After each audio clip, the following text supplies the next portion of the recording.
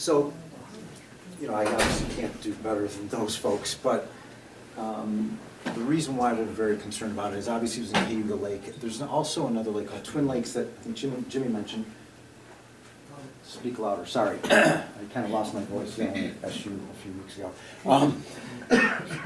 Twin Lakes, the lake that Jimmy had mentioned, they're on the New York-Connecticut border, and as he said, they just found it. And so the problem is, as you saw, once you find it, boy, you're really starting to chase your tail, just like apparently probably happened here 40 years ago with milfoil, right? We've been chasing our tail ever since.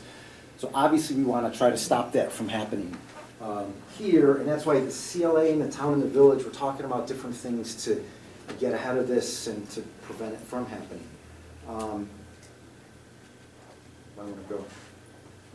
Sorry.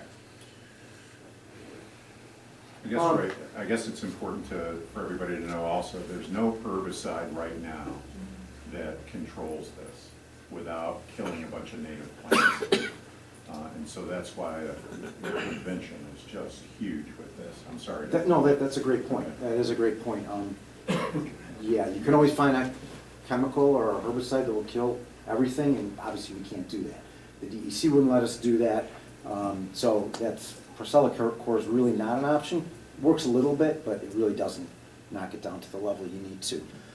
The other thing that really concerns me and us as a group is that the way Cass Lake is, it's very well prone for a great hydrilla growth. It's shallow, right? Hydrilla can grow up into 30 feet of water, and where I live on the northwest side, about a mile down, it's the max depth is 15 feet across between me and the other side. So hydrilla would take over the whole area, and that goes down, probably a mile and a half of the lake. So that whole area would be covered with hydrilla.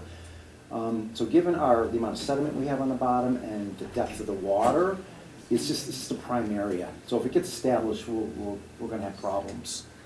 The key is, there's not 100% sure-proof method to keep it out of the lake.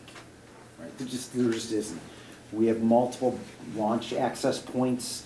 There's a lot of ways it could get into the lake. However, I feel like our responsibility is to do what we can in order to prevent it and to take whatever measures we can to do so. But it can't just be the CLA, the town, the village. It has to be everybody. It has to be everybody wanting to be aware of this and then wanting to do the right thing with respect to their boats and their trailers and cleaning of their boats, etc. That's the only way that we're going to have any chance at all long term. It may not be in 5 years, 10 years maybe, who knows.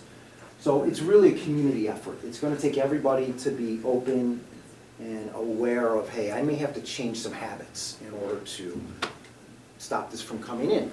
One of the things we're talking about is the boat cleaning station that Jimmy had mentioned.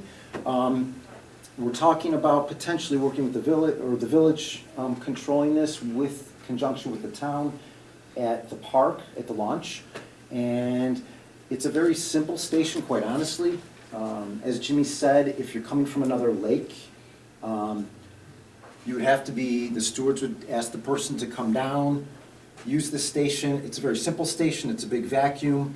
It has pullers to pull things off of the trailer, off of the prop, off of the trolling motor. I fish a lot. The trolling motor, every time I come out, it's got weeds on it. So, you need somebody to take those weeds off, because if that boat coming from Cayuga Lake has hydrilla on it, it's going to get in our waterway. So this is one of the things we're talking about. It's not a sure thing. We're still trying to figure out how to do this, etc. But the key is, if we're going from Caz, when you take your boat out to get it serviced, like I do every 5 times a year, it seems like. But then it goes to the place, they fix it, you bring it back. You're not going to have to go through this again because it wasn't another body of water. But we're going to make sure that people that come in from another body of water, they've got to go through this cleaning station. Tom Tate's going to be talking about the stewards and some changes there to help improve that inspection process. But that's it. We're trying to do our best, and we need everybody's help in this.